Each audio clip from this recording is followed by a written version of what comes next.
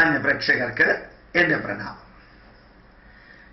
നമ്മുടെ ജീവിതത്തിൽ രാഷ്ട്രീയത്തിലായാലും യൂണിവേഴ്സിറ്റികളിലായാലും എവിടെയായാലും നമ്മൾ ഈ പലതിനെയും എതിർക്കുക എന്നുള്ള ഒരു ശൈലി കേരളീയർ നിലനിർത്താറുണ്ട്. ഒന്ന് ആലോചിച്ച് നോക്കുക. മോഡിയെ എതിർത്തു, പലതിനെയും എതിർത്തു, കൊടി ഉയർത്തുന്നതിനെ എതിർത്തു, ഭാരതമാതാക്കി ജയ് വിളിക്കുന്നതിനെ എതിർത്തു, ചുംബിക്കുന്നതിനെ എതിർത്തവരെ എതിർത്തു, ബീഫ് ഒഴിവാക്കണമെന്ന് പറഞ്ഞവരെ എതിർത്തു, എന്തിനെല്ലാം നമ്മൾ എതിർത്തു. അവസാനം ഇതൊക്കെ എവിടെ ചെന്ന് നിന്നു എന്ന് നോക്കാം. ഇപ്പൊ കന്നയ്യകുമാർ എന്ന് പറയുന്ന സാധനം ഇപ്പൊ ഇല്ല. ഈ വർഗീയത എന്ന് പറഞ്ഞ് കത്തി കാളിച്ചിട്ട് കഴിഞ്ഞ 2 വർഷം ഉണ്ടായിരുന്നു. കേരളത്തിലെ ഇലക്ഷനില് ഈ A.K. ആന്റണി ഉൾപ്പെടെ ഒരു പ്രാവശ്യവും മറ്റാണ് വർഗീയത പറഞ്ഞത്. അദ്ദേഹത്തിന് പിന്നെ മാനസികമായിട്ടൊരു അസ്വസ്ഥതയുടെ ലെവലിലേക്ക് പ്രായമായിട്ടുണ്ട്. അങ്ങനെ വർഗീയത ഇപ്പോ ആരും പറയുന്നില്ല. ഇടയ്ക്ക് ഇങ്ങനെ കിലുക്കം എന്ന സിനിമയിൽ ഇന്നസെന്റ് ലോട്ടറി അടിച്ചപ്പോൾ കിടന്ന് ചിരിക്കുന്ന മാതിരി ചിലപ്പോൾ സുധീരനും രമേശ് ചെന്നിത്തലയും പറയുന്നതല്ലാതെ ആരും പറയുന്നില്ല. അപ്പൊ ശരിക്ക് എല്ലാത്തിനെയും എതിർക്കുന്നതിന് പകരം തെറ്റുകളെ എതിർക്കുകയും ശരികൾ എടുത്തു പറയുകയും ചെയ്തു എന്ന് വിചാരിക്കാം. ഈ കന്നയ്യകുമാർ എന്ന് പറയുന്ന വ്യക്തി അല്ലെങ്കിൽ അയാളുടെ കൂട്ടത്തിലുള്ളവര് അവരൊക്കെ ഇന്ന് എത്രയധികം ഭാരതത്തിൽ ആരാധ്യരായി തീരുമായിരുന്നു.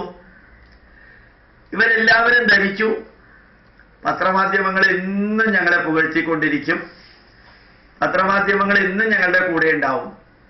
ഒരു പത്രവും ഒരു മാധ്യമവും ഒരാളുടെയും കൂടെ ഉണ്ടാവില്ല. അവരെ ചിലരെ മാളിക മുകളിലേറ്റിയ അതേ ഏറിക്കഴിഞ്ഞ് കൈവിട്ടേക്കാം. അതേപോലെ ഇടിച്ച് താഴ്ത്തലാണെങ്കിലും കുറെ ദിവസം ഇടിച്ച് താഴ്ത്താൻ എന്നിട്ട് കൈവിട്ടേക്കാം. അവർക്ക് ഓരോന്നും പുതിയത് കിട്ടണം. അത് കഴിഞ്ഞ് അവർ വേറൊന്നിലേക്ക് പോകും. പറയാൻ പാടില്ലാത്ത എക്സാമ്പിൾ ആണെങ്കിലും ഒരു വേശ്യയെ പോലെ, ബാക്കി ഞാൻ കൂടുതൽ പറയണില്ല, അതിൽ അർത്ഥമുണ്ട്. അല്ലാണ്ട് ഈ കന്നയ്യകുമാറിനെ ലോകാരാധ്യനാക്കി ബാലഗംഗാധര തിലകനോ അടുത്ത നോബൽ പ്രൈസ് ജേതാവോ ഒന്നും ആക്കാൻ അവർ പോണില്ല. ഇപ്പൊ ആ മനുഷ്യന്റെ അവസ്ഥ എന്താണ്? ആ മനുഷ്യൻ പട്ടാമ്പിയിൽ വന്നപ്പോഴത്തേക്ക് ആരോ അദ്ദേഹത്തിന്റെ ഫോട്ടോ ഒക്കെ പത്രത്തിൽ ഇട്ടു എന്ന് കേട്ടു. ഇനിയുള്ള ദിവസങ്ങളിൽ എന്താ സംഭവിക്കാൻ പോണത്? ഒരാൾ തിരിഞ്ഞു നോക്കില്ല. ഇത് തന്നെയാണ് എല്ലാവർക്കും സംഭവിക്കാൻ പോണത്. നേരെ മറിച്ച് JNU എന്ന ഉജ്ജ്വലമായിട്ടുള്ള യൂണിവേഴ്സിറ്റിക്കകത്ത് ഇത് തെറ്റുകളാണ്, ഇത് ശരിയാണ്, ശരി നിലനിർത്തണം, തെറ്റുകൾ നിരാകരിക്കണം എന്ന് പറഞ്ഞ് അവിടെയാണെങ്കിലും ഹൈദരാബാദ് യൂണിവേഴ്സിറ്റിയിലാണെങ്കിലും IIT മദ്രാസിൽ ചെന്നൈയിലാണെങ്കിലും അങ്ങനെ നല്ലതിനെ നല്ലതെന്ന് പറയാനും ചീത്തയെ ചീത്ത എന്ന് പറയാനും ചീത്ത മാറ്റണമെന്നും നല്ലത് സ്വീകരിക്കണമെന്നും പറയാൻ കുറെ ബുദ്ധിജീവികളും യുക്തിവാദികളും യൂണിവേഴ്സിറ്റികളിലുള്ള അധ്യാപകരും വിദ്യാർത്ഥികളും SFIക്കാരും DYFIക്കാരും ABVPക്കാരും KSUക്കാരും NSUIക്കാരും ഒക്കെ ശ്രമിച്ചിരുന്നെങ്കിൽ നമ്മുടെ നാട് എത്ര ഗംഭീരാകുമായിരുന്നു. ഇപ്പൊ എത്രയോ വിദേശികൾ ഇവിടെ വന്നിട്ട് ഇവിടുത്തെ നന്മകൾ പറയുന്നുണ്ട്. ചില തിന്മകളെ കുറിച്ച് ചൂണ്ടിക്കാണിക്കുന്നുണ്ട് അവര്. വളരെ വലിയ ഒരു വ്യവസായി, ഒരു സ്ത്രീ ഇംഗ്ലണ്ടിൽ പറയുകയുണ്ടായി, ഇന്ത്യയിൽ വന്ന് എത്രയും മുതൽ മുടക്കാൻ തയ്യാറാണ്, പക്ഷെ നല്ല ഒരു കൊളാബറേറ്ററെ വേണം, അല്ലെങ്കിൽ ഇന്ത്യയിൽ മുമ്പോട്ട് പോകാൻ ബുദ്ധിമുട്ടാണ്. കറക്റ്റായിട്ട് അവർ 2 വരി പറഞ്ഞു. ഇന്ത്യയിൽ എത്ര വേണമെങ്കിലും ഇൻവെസ്റ്റ് ചെയ്യാൻ തയ്യാറാണ്, ഇന്ത്യയിൽ മുമ്പോട്ട് പോകണമെങ്കിൽ ഒരു ഇന്ത്യക്കാരന്റെ സപ്പോർട്ട് വേണം, ഒരു വലിയ ഇൻഡസ്ട്രിയുടെ സപ്പോർട്ട് വേണം. അതിൽ 2 അർത്ഥമുണ്ട്, വളരെ ഗംഭീരമായിട്ട് 2 അർത്ഥമുണ്ട്. ലോകത്തിൽ മിക്കവാറും എല്ലായിടത്തും ഇങ്ങനെയൊക്കെ തന്നെയാണ് നടക്കുന്നത്.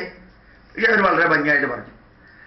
അതേപോലെ തന്നെ മൈക്രോസോഫ്റ്റിന്റെ നാദെല്ല വന്നിട്ട് ഇന്നലെ പറഞ്ഞു, ഇത്രയും വലിയൊരു ഡെമോക്രസിയും ഇത്രയും നല്ല രീതിയിലുള്ള സംവിധാനത്തിലും റെഡ് ടൈപ്പിസവും ബാക്കിയുള്ളതെല്ലാം മാറിയാൽ ലോകത്തെ മുഴുവനും നിയന്ത്രിക്കാൻ കഴിവുള്ള ഒരു രാജ്യമാണ് അടുത്ത 10 വർഷത്തേക്ക് ഭാരതമായി തീരാൻ പോകുന്നത്. അങ്ങനെയുള്ള ബുദ്ധിമാന്മാരായ വ്യക്തികളെ കണ്ട് സംസാരിക്കാൻ സാധിച്ചതിൽ എനിക്ക് വലിയ സന്തോഷമുണ്ട്. അപ്പോഴും ഒരു ചെറിയ കുറ്റം, കുറവെടുത്ത് പറയുകയുണ്ടായി.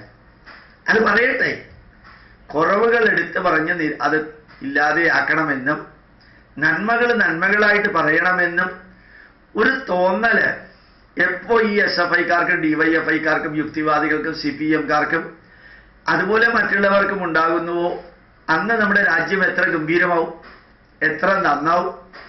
ഈ ആഫ്രിക്കയിലെ ഒരു യുവാവിനെ കൊന്നതിൻ്റെ ഒരു റിപ്പോർട്ടിംഗ് ഇവിടുത്തെ പത്രങ്ങൾ കൊടുത്തു. പത്രസ്വാതന്ത്ര്യത്തിന്റെ പരമകാഷ്ഠയിൽ ഇരുന്നു കൊണ്ട് ഭാരതത്തെ അവഹേളിക്കുന്ന വിധത്തിൽ ഇങ്ങനെ ഒരു വാർത്ത പ്രസിദ്ധീകരിച്ചപ്പോൾ ഈ ആഫ്രിക്കയിൽ താമസിക്കുന്ന, ആഫ്രിക്കൻ കോണ്ടിനെന്റിൽ താമസിക്കുന്ന ഇന്ത്യക്കാർക്ക് എന്ത് സംഭവിക്കുമെന്ന് കൂടി പത്രമാധ്യമങ്ങളൊന്ന് ചിന്തിക്കണ്ടേ? തനി പ്രോസ്റ്റിറ്റ്യൂഷനെ പോലെ അപ്പപ്പ കിട്ടുന്ന വാർത്തകൾ എക്സാജറേറ്റ് ചെയ്ത് അത് വിവരിച്ച് ലോകം മുഴുവനും ഭാരതീയരെ അവഹേളിക്കാൻ ഭാരതത്തിലെ പത്രമാധ്യമങ്ങൾ ശ്രമിക്കുമ്പോൾ അത് പത്രധർമ്മമാണോ രാഷ്ട്രദ്രോഹമാണോ ആയിത്തീരുന്നത്? അതുകൂടി ഒന്ന് അറിയേണ്ടതാണ്. ഇന്നലെ ഹർദേശായി എന്ന് പറയുന്ന ആള് വളരെ ചെറിയ ഒരു കാര്യത്തെ ഊതി വീർപ്പിച്ച് എന്തിനാണ് ഈ BJPക്കാർ ഇതെല്ലാം ചെയ്യുന്നത് എന്നൊരു ചോദ്യം ചോദിച്ചിട്ടുണ്ടായിരുന്നു ട്വിറ്ററിൽ. ഹർദേശായി ശക്തമായിട്ട് ഒരു ചെറിയ കാര്യത്തിനെ ഇത്രയധികം ഊതി വീർപ്പിച്ച് അങ്ങനെയൊക്കെ പറയുന്നത് എന്തിനാണെന്ന്.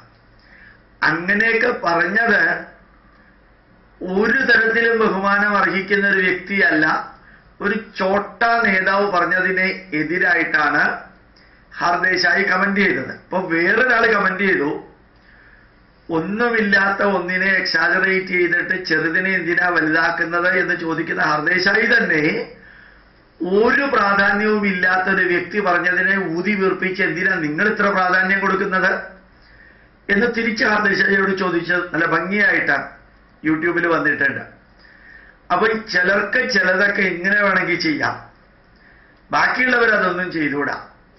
അതിനൊക്കെ പകരം നന്മകൾ ചൂണ്ടിക്കാണിക്കാനും അതുപോലെ തിന്മകൾ ചൂണ്ടിക്കാണിക്കാനും നന്മകൾ നല്ല രീതിയിൽ പ്രസിദ്ധീകരിക്കാനും തിന്മകളെ തിരുത്തി വരും വരായികൾ എന്താണെന്ന് അറിഞ്ഞ് ജനങ്ങളെ അറിയിക്കാനും ഒക്കെ ശ്രമിക്കുന്നതാണ് നിഷേധാത്മകത ഇല്ലാതെയാക്കാൻ നല്ലത്.